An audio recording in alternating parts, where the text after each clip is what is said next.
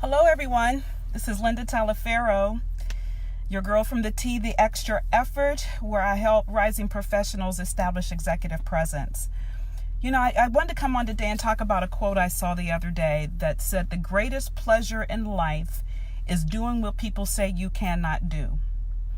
And when I read that, it really hit me. It struck with me. I actually think I had to sit down for a minute because a rush of emotions, a rush of reflecting on my past. It just hit me out of nowhere, so totally unexpected. That's how much it hit me. The greatest pleasure in life is doing what people say you cannot do. And so let me tell you why that hit me. Here's a little bit about me that I don't think I've shared in a while, if at all. I'm trying to think of my lives as if I really shared who I am, which will give you a clear picture as to why I started the Extra Effort a year ago. So I'm from Pennsylvania, and actually from a small town 1 hour north of Pittsburgh. And I grew up in that small town, an only child. My mother is one of 8, though, and she, high school graduate. All of her brothers and sisters, except for one, just high school graduates.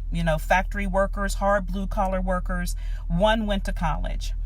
So I grew up, frankly, just a low self-esteem. Frankly, I didn't have a lot of self-awareness, didn't really want it, got bullied a lot, grew into myself over time. But when I was young, very skinny, not the most attractive, had cat eye glasses. As you can even see, still my right eye drifts. So I dealt with that in an early age. So I had very low self-confidence.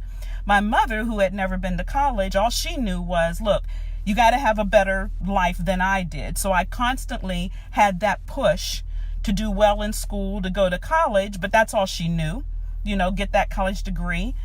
So perfectionism out the wazoo, though, and I had that challenge. But, I had an uncle that, was the youngest in my mother's family, who went to college and who said, you can be anything you want to in life. He was the one that said, look, you can be an engineer, go to the top schools, and I want you to get a seat at the table. But nobody else was saying that to me. Nobody else was saying that to me growing up. And I will tell you, I've come from a huge family.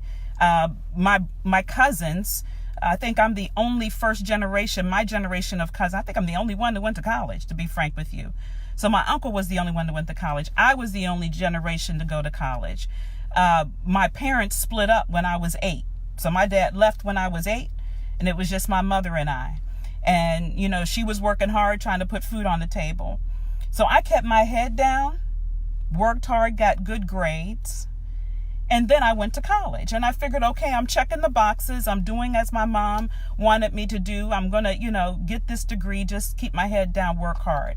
No self-esteem, no self-confidence, nothing at all. But I had this uncle, bless his heart, every time he would come home and visit from all of his travels, say, hey, how you doing? Don't forget, get the seat at the table, get the seat at the table. I didn't know what that meant. But I'm going to cut to the chase. Long story short, get out of college, get my first job, still keeping my head down. And I had a lot of people tell me, that's pretty much all you're going to do. That's what you're going to be. You're going to work at GM. You're going to be a quality engineer. And, that's a good job. So, that's what you're going to do. That's all you're going to do. And at first I thought, well, it's not a bad gig. There's nothing wrong with that. But as I kept hearing it and then looking at myself and saying, hey, wait a minute, I'm good at this. I'm good at that. I'm good at problem solving. I'm good at working with people, working on teams. And then I, had dinner with my uncle one time in South Carolina, and he was like, wait a minute, what are you talking about? Where you are today is where you're going to stay, and that's good enough. What are you talking about?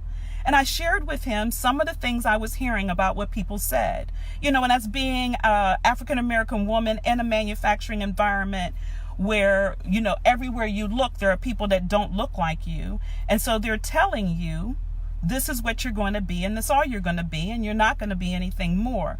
Oh, you want to be a manager? Probably not. You're going to be a director? What, you talking about being a CEO? Because back then that was my goal. Girl, please, you ain't going to be no CEO. I have no idea who told you that or why you're even thinking that, because that's not what you're going to be. And it was a dinner that I had with my uncle one time, and I thought, you know what? He's right. He's right. I can do this. I can get that seat at the table. It may not be easy, but I can do it. So let me go about finding out what is necessary to get there. And that's when I started working on myself. That's when I start paying attention. That's when I start listening, learning the hard way, frankly, in order to get that next level opportunity. But I'm going to tell you what, it still didn't come fast. I mean, I worked my tail off for over 15 years or more before I even could see the potential for a director role. But what really sparked me when I read that quote was what happened to me, or what was said to me 2 years before I became a vice president. So I was told by a COO at the time at a company that I was working for, Linda, you'll never be a vice president. You'll never be it. Oh, we love your passion, but you're too emotional. You wear your emotions on your sleeve. You're this, you're that. Oh, but we love your passion. We love your drive and motivation. I'm like, wait a minute. Okay, you love my passion, which is my emotion that I wear on my sleeve, but yet that's what you say is going to prevent me from being a vice president. So then I then went and reflected on myself, and I was like, wait a minute, maybe I've got work to do. Maybe I can't be my authentic self, because I am, as you see, every live, this is me. The hands in the air and what you hear in the voice and whatnot. This is me, right? And I'm thinking, okay, I can't be me if I want to get to the vice president level. And what I quickly learned as I looked around at the people that were around me, it wasn't that I couldn't be me.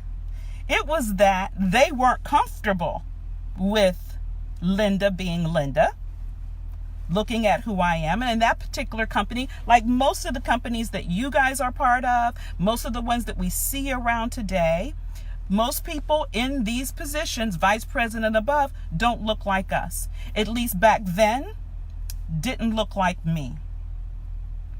I was determined. Yet again, that gave me yet again what I needed to say. You know what? That is a goal, and I can get that goal. I can achieve that position. I can get the seat at the table, and I don't have to change who I am. Do I need executive presence? Yes. Do I need to know how to communicate clearly and effectively? Yes. Is the appearance in part of the pie, the piece of pie, the secret sauce? Absolutely. Gravitas. Do I need to have poise? Can I handle pressure? Can I resolve conflict without taking it personal? Right. All of those things. And all of those things I had worked on myself and had learned them over time. But yet this man, this gentleman, this person of power at the time told me, you will never, his words were never, be a vice president. And I could see the growth and where the company was going. And frankly, y'all, the job I was doing at the time was vice president in scope, but it was called a global quality director at the time. So long story short, I get a call from Meritor, and guess what role they calling me for? Vice president. And guess what? Meritor, double the size of the company that I was at before, where the gentleman was saying, you will never be. You will never be. So I wanted to do this live today because that brought back a wave of emotion, and I reflected on, okay, Linda, when that was said to you, how did you handle it? I didn't get angry. I didn't get upset. I told him respectfully, I disagree. I believe I am vice president material. It's unfortunate that you don't see that. And I continue to be excellent in my role. And when I got this opportunity at Meritor, and I accepted it, obviously, it was interesting when he came back to my office the day I was packing up. and saying, Linda, you know, we hate to see you leave. We love what you were doing. You were making an impact. You were changing things here. You sure you don't want to reconsider? I said, absolutely. Absolutely. And I'm sure you'll be successful going forward and moving this company forward. It took them a year to fill my job. A year. I even went back and visited after I was had taken the role at Meritor. They were still searching to fill my job because they couldn't find anyone that had the skill sets that I did. But let me tell you, when they filled it, what you think the role was? Scope hadn't changed, but it was vice president. But what I learned from that experience is that, one, you know, whatever they tell you is what they believe, is what they see, what they think your future and life can be. It is not actually what the end all be all is. You have to believe it. I believed it. Even coming through all those years of growing up in a small town, being bullied, not being assured of myself, not really having a lot of examples before me except for one of someone who went to college. But having the fortitude, the passion, the belief that I was worthy is what made the difference for me. And why that person, when that person said what I would never do, I knew I would do. And I was destined to do it. And I had prepared and I had done the work in order to be able to do it. And hence, I received it. So I came on, after I saw that quote, I wanted to come on and inspire anyone, motivate someone out there that might be today having the same struggles. Somebody's telling you what you can't do. Somebody's telling you what you can't be.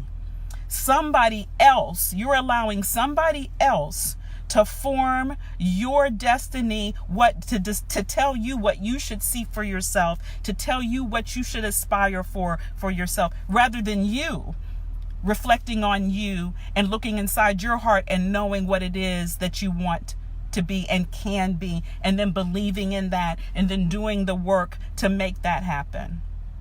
Because I swear, y'all, I'm a living testimony. There's nothing special about me. I didn't grow up with a silver spoon in my mouth. I didn't have a lot of money.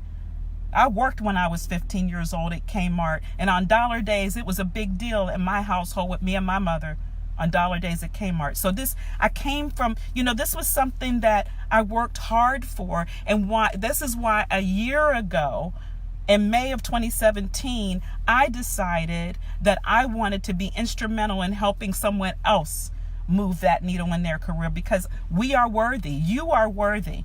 And don't let anybody ever tell you what you cannot do. Don't ever let anybody tell you. All things are possible. And that's come from a believer perspective, because I'm a believer. All things are possible.